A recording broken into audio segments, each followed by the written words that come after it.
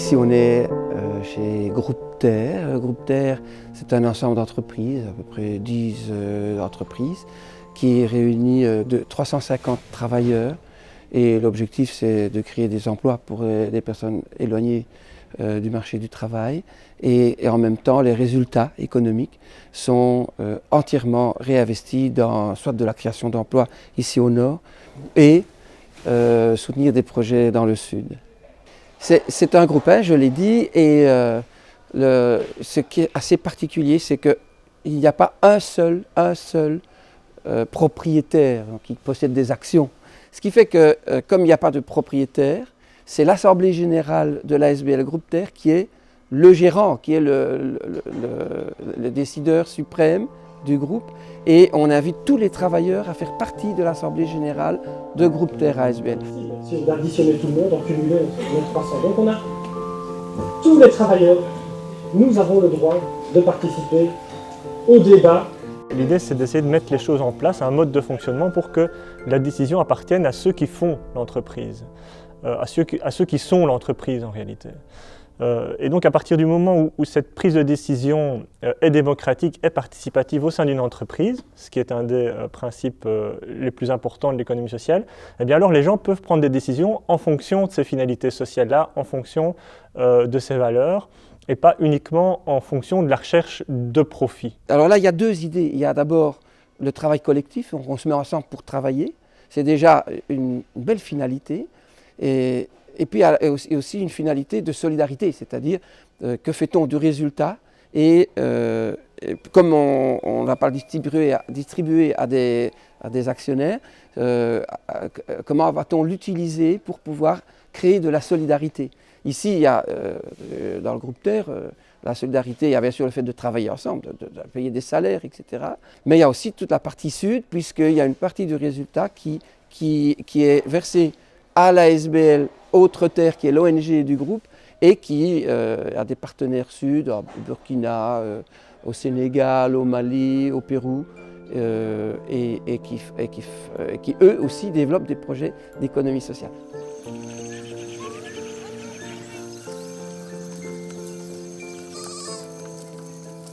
Notre axe transversal, c'est vraiment l'économie sociale et solidaire. Donc, une volonté de permettre aux gens de se réapproprier l'économie là où ils sont.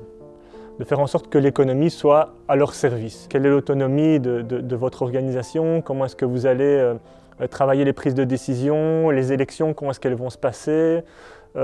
Quel type de prise de décision vous allez prendre, où? Alors on va essayer de travailler ces éléments-là avec les personnes pour qu'elles soient vraiment maîtres de leur organisation. On va travailler à travers deux axes pour ça. Un axe qui sera l'agroécologie, donc l'agriculture bio, et la gestion de l'environnement urbain, donc en fait la gestion des déchets.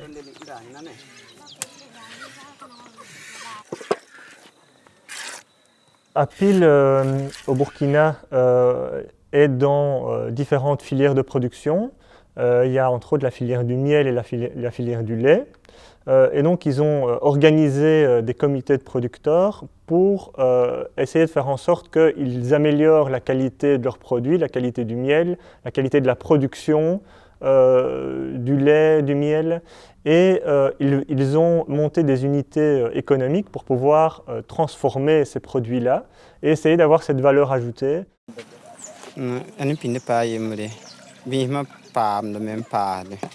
Apil songa ton woso labu obe wiliga tondo tum wala tonni ga ton nam poti ni ga pam lafi id bihma nan mo an modin ning ti bihma yi la kamde la ton tum taboton obe ntinu yang paw ku zomi saya etaram to akatum beti dan ton omane pam ni wal ton mena pam ni rame. On est vraiment aujourd'hui dans des changements assez fondamentaux au niveau de nos sociétés et on voit bien toute une vague de transition qui commence à émerger, que ce soit dans les pays du Nord ou dans les pays du Sud. Ce qui se passe, c'est qu'on voit très bien tous les apports que pourrait avoir le Sud par rapport au Nord aujourd'hui. Et donc cette réciprocité-là, elle est vraiment importante et on doit en prendre de plus en plus conscience. Ici, chez Terre, on fait des réunions régulières avec nos partenaires du Sud, et donc ça permet d'échanger des bonnes pratiques du Pérou avec un partenaire du Burkina Faso, par exemple. Et donc, ils s'échangent des pratiques et ils s'interpellent les uns les autres sur leur manière de gérer. Apil est venu ici nous expliquer que, eh bien, eux, un des éléments qu'ils avaient mis en place et qui était assez porteur, c'est des réunions régulières qu'ils font entre les techniciens du partenaire et les bénéficiaires. Et donc, ils évaluent régulièrement les accompagnements que les bénéficiaires ont eus. C'est un des principes essentiels finalement, c'est cette intelligence collective qui se développe quand on prend le temps de s'intéresser à ce que les gens ont à dire et finalement à mettre les gens sur un pied d'égalité, en essayant de se dire, oui, la parole que ce producteur a, eh bien, elle est probablement aussi importante que la parole que cet ingénieur qui vient l'accompagner a. Dans le cas d'Autres Terres, ils parviennent à très bien mettre en œuvre, mettre en pratique les 3-4 grands principes de l'économie sociale et solidaire. Et dans la pratique, on voit que ça donne lieu à des très bons résultats, aussi bien en matière de respect de l'environnement qu'au niveau du modèle de management. Selon moi, l'économie sociale et solidaire, c'est une approche qui mériterait certainement de recueillir un peu plus d'attention, qui mériterait même d'être une priorité en termes de vision de la DGD ou de la coopération belge en tant que telle. Il y a une plus-value sociétale évidente dans tous ces projets. Donc pour moi, c'est une manière de faire qui est tout à fait en phase avec les grandes valeurs de la coopération belge en général, quoi. J'ai eu l'opportunité de partir au Pérou en fin 2010. Et cela dans le cadre du 60e anniversaire de Terre. La première entreprise que l'on a visitée en milieu urbain, donc c'est SICAP, tout le groupe, je peux parler au sein du groupe, au nom de tout le groupe parce que je sais que c'était le cas, nous a beaucoup ému et nous a beaucoup touchés. C'était des femmes, donc qui travaillaient pour la collecte des résidus, et on a remarqué que c'était des femmes qui voulaient prendre leur vie en main, leur destin en main, et qui étaient très fortes, et elles nous ont vraiment accueillis chaleureusement, et on a pu se rendre compte des conditions aussi de travail. C'était assez intéressant de voir comment elles arrivaient à se mettre ensemble, à former donc une association de femmes éco-solidaires et à pouvoir arriver à atteindre une vie meilleure et à prendre aussi des décisions. Elles permettent que tous ces résidus ne soient pas amenés dans des décharges et abandonnés, mais qu'on pouvait en faire les recycler, et aussi elles touchent une notion environnementale qui est importante finalement. Je crois que la décision d'aujourd'hui elle est très sage. Tout le monde ne sent pas motivé. Tout le monde ne sent pas motivé.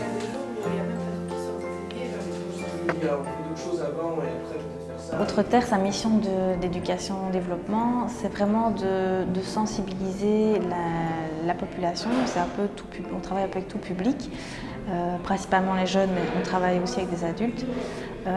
C'est vraiment de sensibiliser ce public-là à l'économie sociale et solidaire, au fait qu'il y a une alternative économique qui existe. C'est vraiment se dire de manière globale, le système capitaliste crée des exclusions, crée de la pauvreté, et nous on a envie que tout un chacun, les citoyens, puissent prendre conscience de ce dysfonctionnement-là et connaissent une autre manière de faire de l'économie. Dans ma matière, je trouve que c'est très important d'éveiller en tout cas l'intérêt des élèves sur l'économie sociale et solidaire pour montrer aux jeunes qu'il y avait qu'en fait on est formaté dans un système et qu'on ne se rend pas compte qu'il y a d'autres manières de faire qui permettent d'atteindre les objectifs, même souvent beaucoup mieux qu'avec le système classique. Parce qu'on voit bien que les modèles qu'on nous a proposés jusque maintenant, ils ont fait leur temps. Et donc il faut réinventer des nouveaux modèles économiques. Et pour le moment, il y a vraiment beaucoup d'idées qui émergent, et donc il faut rester ouvert à ces idées-là, il faut pousser les gens à être créatifs, et donc c'est pas en imposant des canevas qu'on va l'être. Donc c'est vraiment aussi en laissant aux gens l'opportunité de développer des choses qui font sens pour eux et qui vont leur permettre de répondre collectivement à leurs besoins, parce que c'est vraiment aussi ça l'enjeu. J'ai été en Bolivie, j'ai été au Maroc, j'ai été au Burundi justement pour travailler sur l'économie sociale, et je me rends compte que partout il y a une soif d'alternatives. Je pense qu'il ne faut pas grand-chose pour que tous ces gens montrent qu'on est nombreux et qu'on veut une autre économie.